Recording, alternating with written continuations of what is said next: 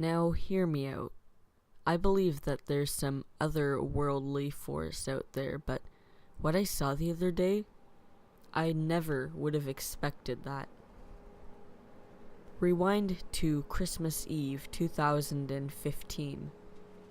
I'm on my way to drop off my truck slowly. I'm not married, don't have a family to worry about.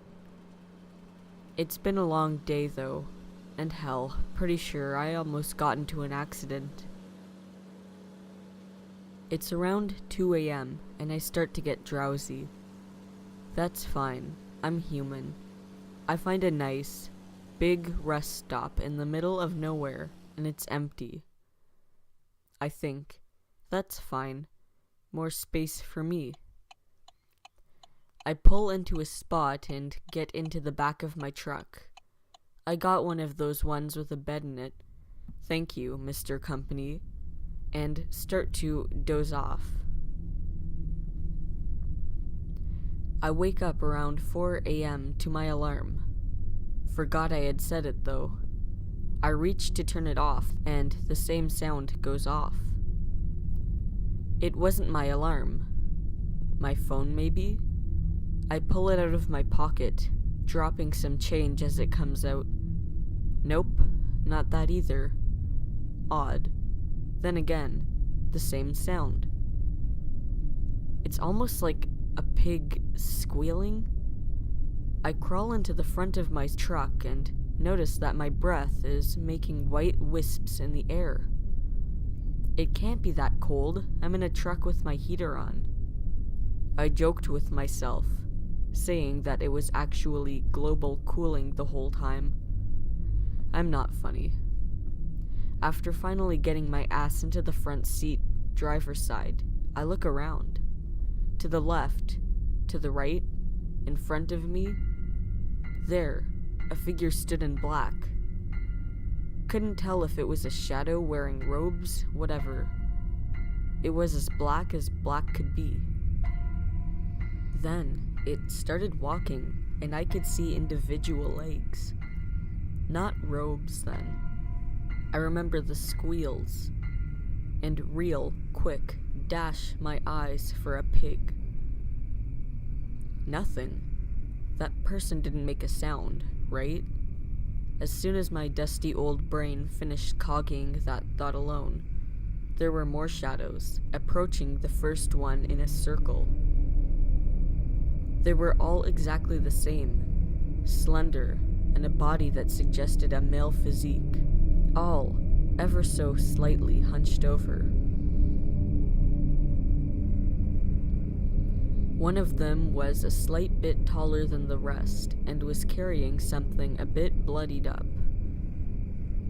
I can't remember what it was, but it was probably a small deer. They finally all got close together, and the one with the deer made that squealing noise. My mind finally realized I was not watching a nature documentary and I should probably get back into the truck again and curl up and cry. But no, damned human curiosity got the better of me. I kept sitting there, and the noise was still going. It was probably going for a solid minute, now that I think about it.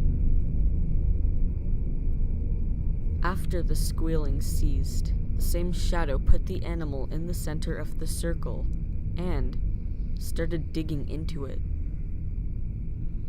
It must have been an expert at this, as barely no blood was squirting out at all. It then let out a quick squeal, and all the stars in the sky went out. Thankfully, the moon still lit the ground.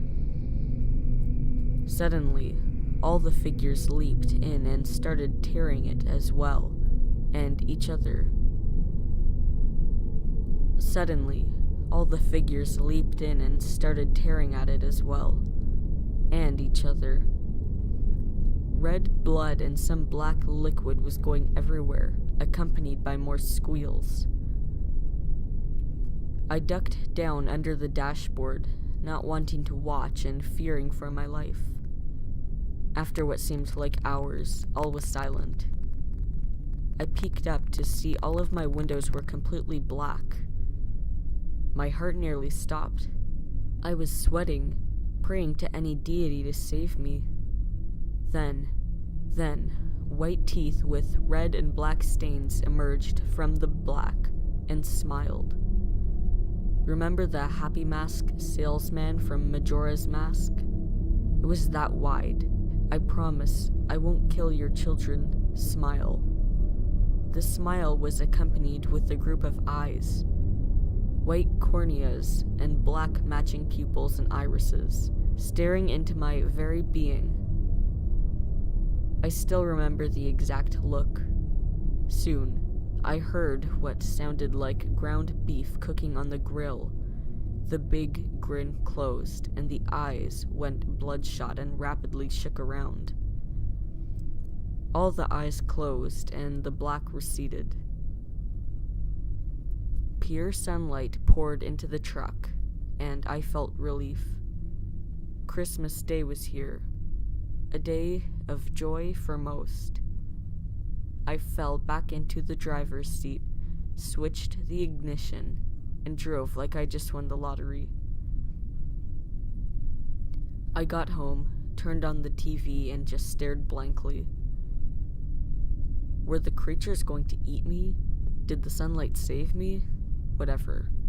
I was happy. I called my mom to tell her how much I loved her. Everything was normal until I decided to post this today.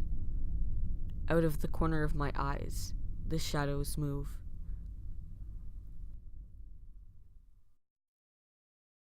G'day, boys and girls. I've been a fan of Reddit No Sleep for a while. There are a lot of good stories on here, fictional or otherwise. It's taken me a while to get the balls to post this, since I find it particularly disturbing to think about. But I figure maybe talking about it will help me come to terms with it. Maybe someone can shed some light on what happened to me. Now, this happened 28 years ago when I was a truckie. It was a job I enjoyed, and I had the license to entitle me to drive anything short of a road train. The pay was pretty good, leaving me with a lot of money for my few hobbies, and of course, I got to see a bloody huge amount of the country. I have seen more of it than anyone I know, except maybe mates of mine who became diggers.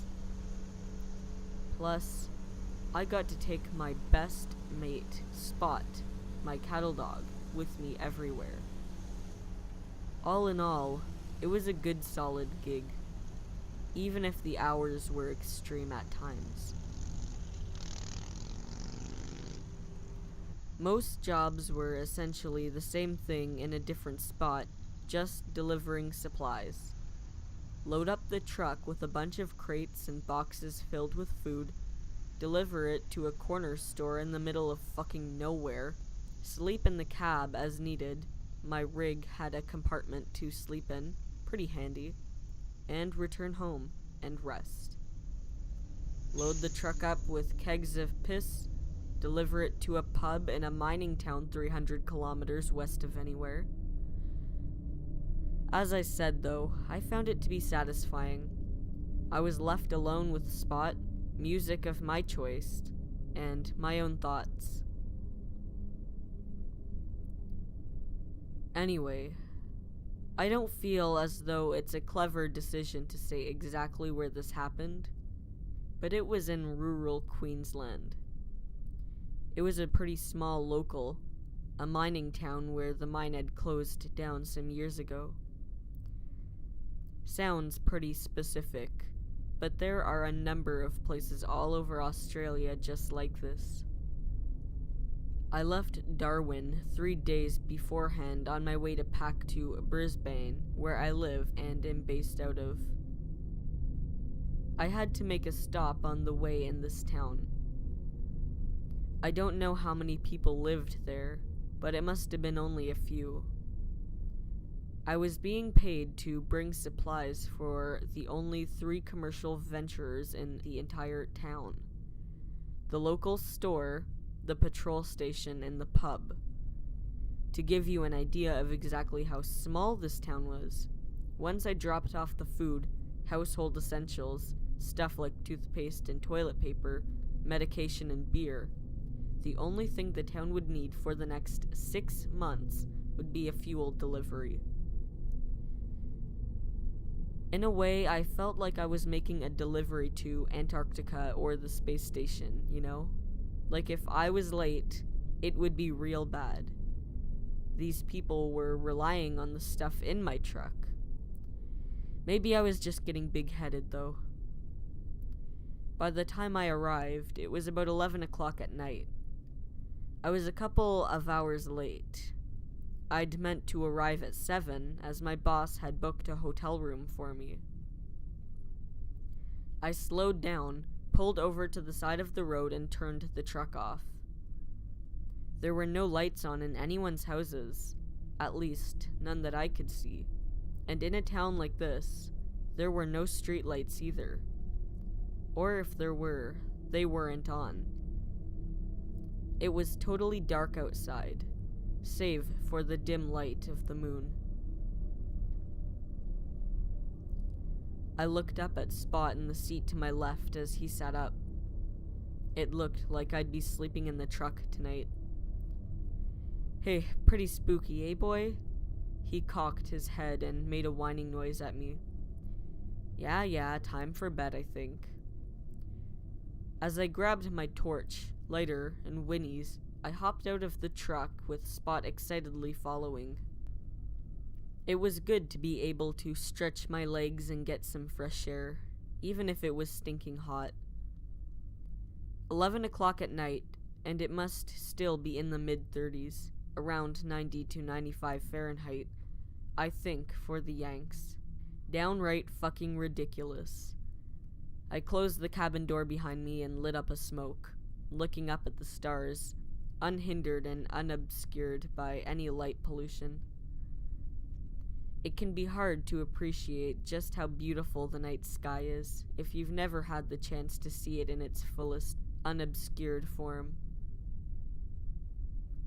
After the dog came back from doing his business on the other side of the road, I finished my smoke and decided to do a once-over on the truck. Make sure none of the tires are flat, the rear door is still secure, there's no oil leak, that kind of thing. I had no reason to suspect there'd be anything wrong with the truck, but I found it reassuring to know the cargo was still safe. It was my ass on the line after all, if something happened. I clicked the torch on and suddenly felt blinded by how bright it was. After a moment, though, my eyes adjusted, and I opened the sleeper cabin and lifted Spot up into it, and turned its light on.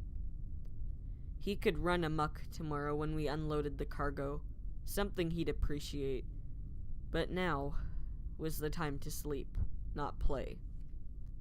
As I walked down the side of the truck, checking each tire, I could feel him watching me, with his head poking around the corner, almost like he was nagging me to hurry up.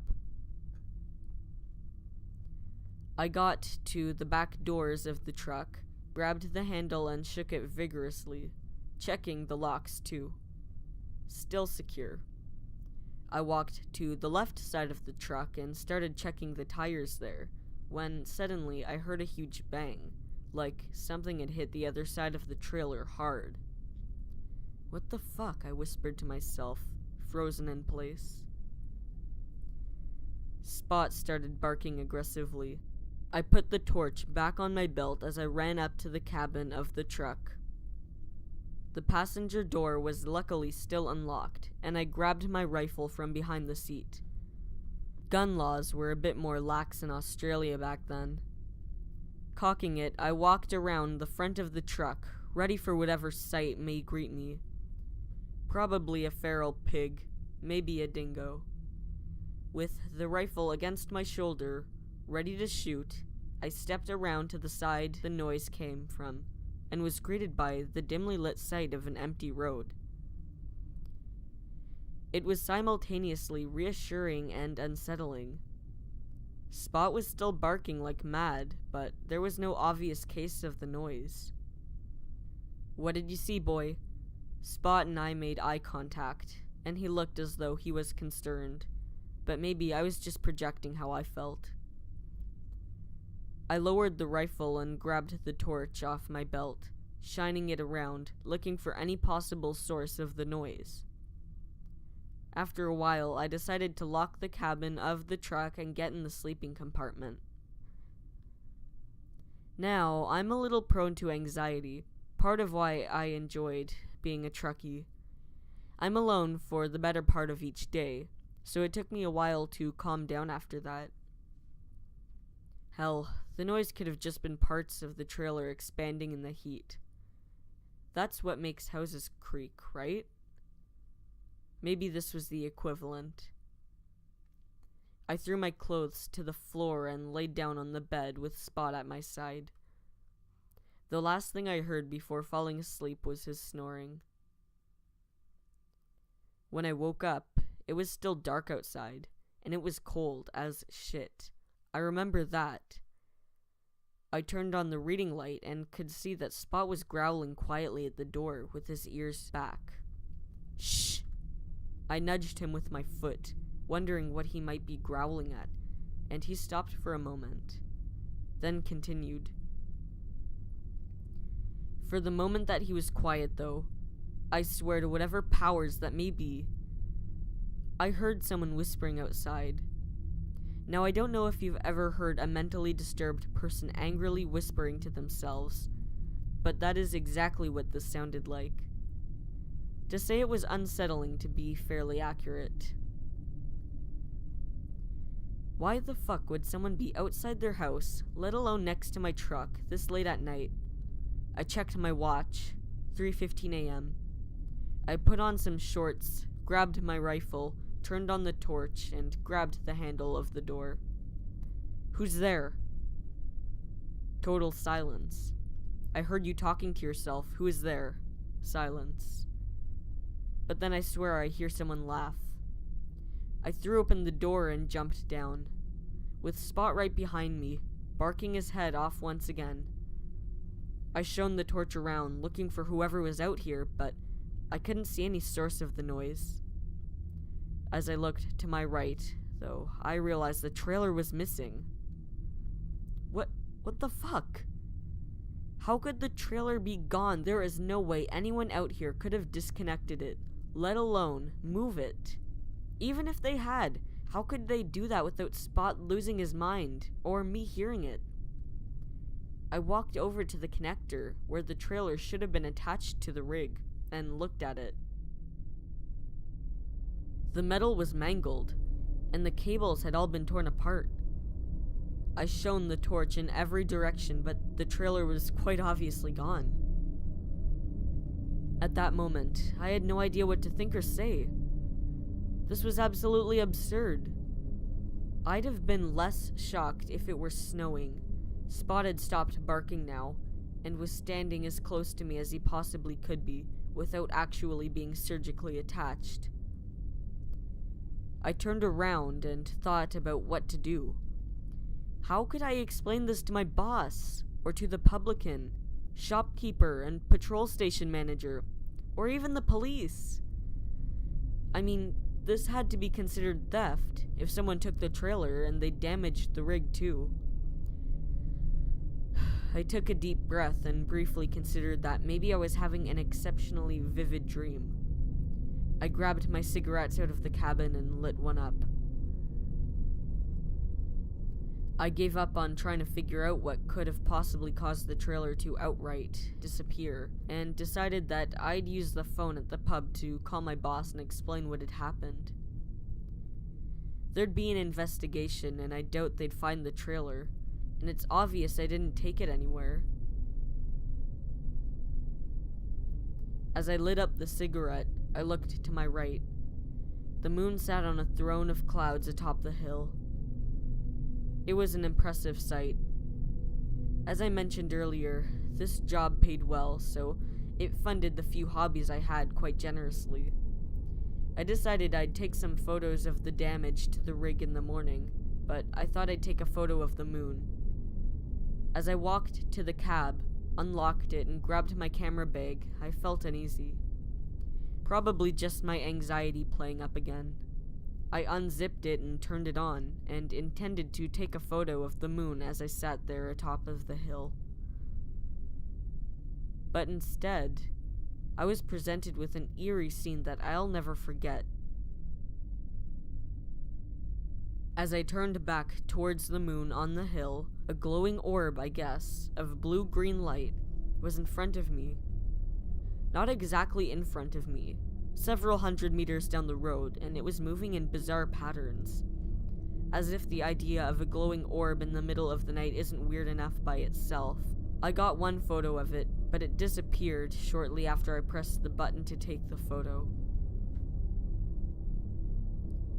I've never been able to explain it, and I suspect I never will be able to. Maybe someone on No Sleep can help me with this. Now at this stage, I'm feeling deeply uncomfortable being out here. There was a loud, unexplained bang on the side of my trailer when I arrived. My trailer has seemingly disappeared into the void, and there are weird orbs of dancing light in the distance. I think any person who wasn't unsettled by this would arguably be otherwise disturbed. As I snubbed out my cigarette on the ground, I heard a spine-chilling scream from further up the road. I put everything except the rifle and torch back in the truck and chased after Spot, who was already flying towards the source of the noise, barking furiously. I can't say exactly what the scream sounded like. It is quite unlike any animal or person I've ever heard. Like a person had their voice hooked up to a flanger guitar pedal, would maybe give you an idea. I can't see Spot anymore, but I can hear him up ahead. I'm running as fast as I possibly can, which, as a truck driver who smokes, is hardly fast enough to win an award. I hear the exact same scream again, as if it were a recording of the first playing back, and suddenly, Spot stops barking. Spot, God damn it, where are you? I'd be beside myself if he were hurt. I pushed myself to run even harder to where I'd last heard him make any noise, and to my relief, I found him. But he was acting strangely. He just stood there, unreactive and oblivious to my presence.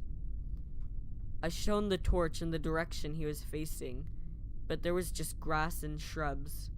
Spot! I tried to grab his attention, but he remained unmoved.